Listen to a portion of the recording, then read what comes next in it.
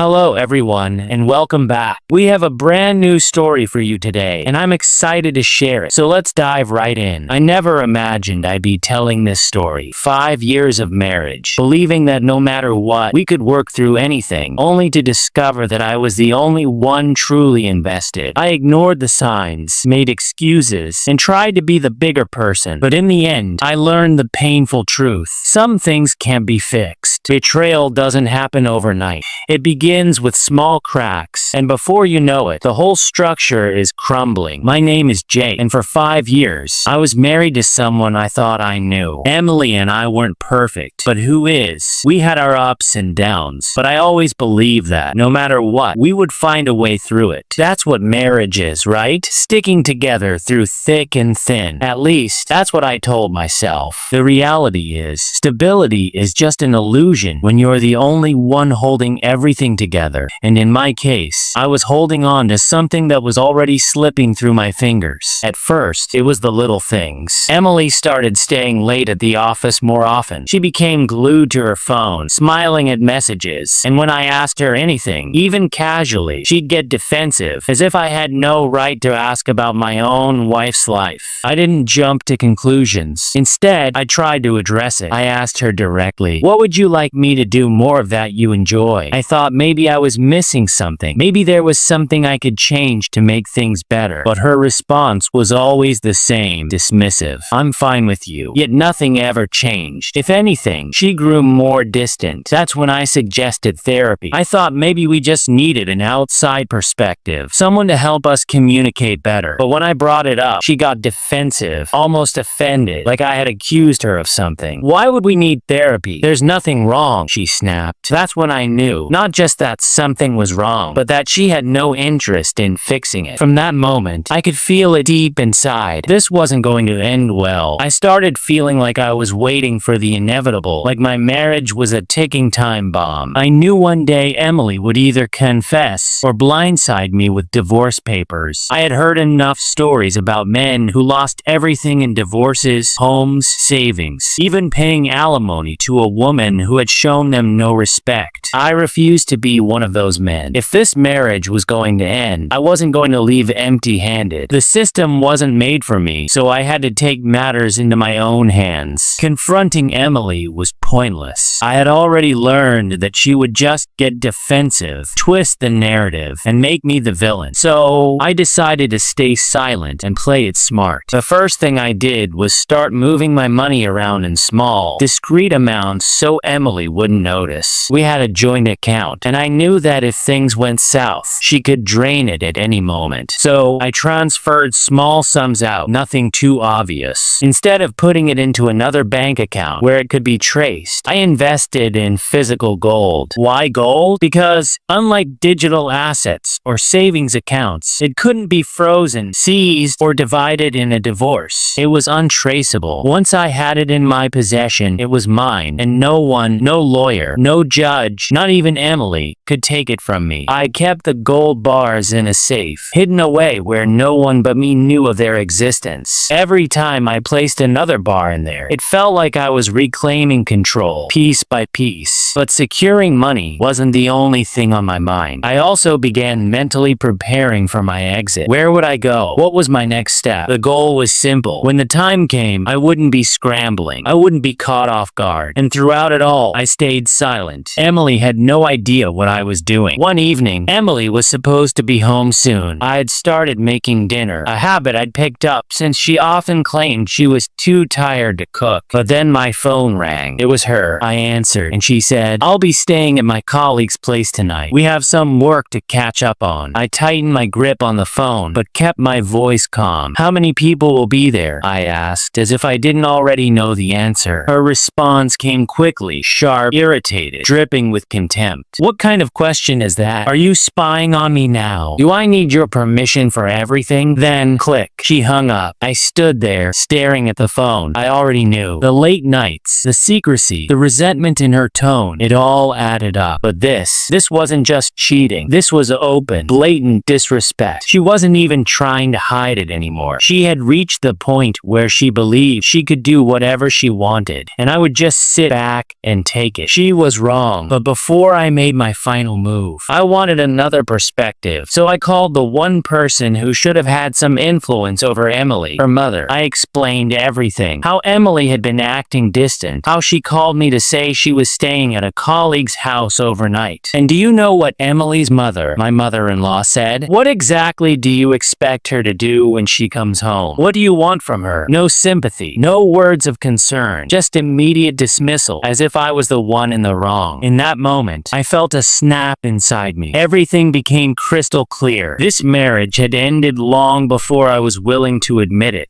But now I was ready to stop playing the fool. If Emily wanted to act single, I was going to give her exactly that. I sat down at my desk, opened my laptop, and logged into our joint bank account. With one last swipe, I used every last cent to buy more physical gold. The transaction was completed immediately. Just like that, our joint account was wiped clean. Then I moved fast. I grabbed the essentials, my passport, birth certificate, and financial records. Everything that mattered. I didn't pack anything unnecessary, just enough clothes to get me through. I wasn't dragging my old life with me. I looked around the house one last time, taking it all in. But there was something I left behind. I took off my wedding ring and placed it on the kitchen counter. Beside it, I left a brief note. I was never really your husband, just your backup plan. Good luck. I didn't write anything more. There was nothing else to say. She'd made her choice, and now I was making mine. By the time dawn broke,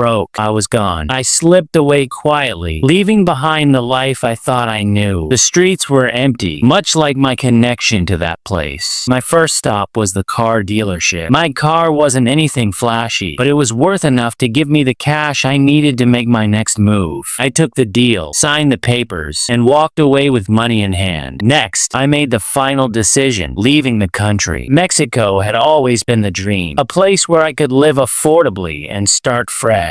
Emily had always shot down the idea, saying it was impractical, that we should stay put and build something here. But we didn't exist anymore. Now, I was free. For the first time in ages, I was living for myself, making my own choices. I never spoke to Emily again. There was no need for a final confrontation or dramatic closure. Some people think that the end of a relationship requires a conversation where everything is laid out. But I knew better. Closure doesn't come from words. It comes from action, and I had already made mine. I didn't need to explain myself. I owed her nothing. She knew exactly what she had done and the life she had thrown away. Now, she would have to face the consequences. By the time she realized I was gone, she probably checked our joint account and saw it was drained. I can imagine the panic that set in. She must have called me immediately, her fingers trembling over the screen, desperately trying to find an explanation that would never come. I never answered. The phone buzzed endlessly in the days that followed, calls and texts with her name flashing on the screen. I could have answered, but why? She wasn't calling because she missed me. She was calling because she realized she had lost her safety net. I never responded to her messages. I saw them, of course, long paragraphs at first, filled with confusion, questions, and accusations. Then the tone changed, guilt, desperation, and finally, empty silence. Eventually, the messages stopped. She had no choice but to accept reality. I was gone, and I wasn't coming back. A week later, while I was getting settled into my new life in Mexico, Emily received the divorce papers from my lawyer. Before I left, I had already started the paperwork, making sure that once I was safely out of the country, everything would be finalized. Now, she was on her own. The house, the bills, the mortgage, everything was now her responsibility. At first, she was furious. I was told that after receiving the papers, she sent me a barrage of texts, one after another, because she knew I wouldn't pick up the phone. You're pathetic, running away like a coward. So, that's it? You just disappear and leave me with nothing? I didn't respond. There was no point. Every angry message proved she wasn't sorry. She was just angry that she no longer had control. When the insults didn't get the response she was looking for, the messages shifted. The guilt trips came next. You're really divorcing me over nothing? We had problems, yes, but that happens to every couple. We could have worked this out. I was stressed from work, okay? That's why I acted that way. I needed space, but that didn't mean I didn't love you. Again, silence. Letting her talk to herself was far more satisfying than anything I could have said. She wasn't apologizing. She was just trying to manipulate me into coming back. When guilt didn't work, she finally broke down and begged, "Please, I made a mistake. I miss you. Let's talk. Can't we meet just once? Please, Jake." But I had already given her all the chances she deserved. I had spent months trying to fix things, trying to communicate, trying to be the husband she clearly didn't care about. That chapter of my life was closed. I didn't respond, not once. Meanwhile, I had already moved on, physically, mentally, emotionally, and financially. The gold bars I had secured, they were untouchable, completely outside any divorce proceedings. She could try fighting me in court all she wanted. It wouldn't change a thing. In the end, I didn't need to yell at her, beg her to change, or waste years in a bitter legal battle. I lost a wife who never respected me, but in return, I gained the one thing that mattered most, my freedom. If there's one thing I've learned through all of this, it's that disrespect isn't a mistake. It's a choice. A person who disrespects you once will do it again. It's not about one bad decision or one weak moment. It's about the mindset behind it. When Emily decided she could lie to me, cheat on me, and then act like I had no right to question her, she wasn't just having an affair. She was making it clear that she didn't value me, not as a husband or even as a person, and that was the moment I stopped valuing her too. A person who already sees you as disposable isn't going to suddenly respect you just because you demand it. You can't force someone to see your worth. They either do or they don't. And once you realize they don't, the only power you have left is to walk away. That's exactly what I did. I left without a fight, without drama, and trust me, that's the best revenge there is. Nothing destroys a person who thrives on control more than realizing they have no power over you. Emily thought I would sit around, waiting for her to decide when she was done playing games. Instead, I flipped the script. I took everything that mattered to me and left her to clean up the mess she created. Some people will say I was too cold, too calculated. But tell me this, why should I have stayed and let someone who disrespected me continue to benefit from my presence? Why should I have given her the chance to take even more from me? If you're in a situation like mine, don't waste time arguing. Don't waste time begging. Just take your power and walk away. What would you have done in my place? Drop a comment below. Let's talk.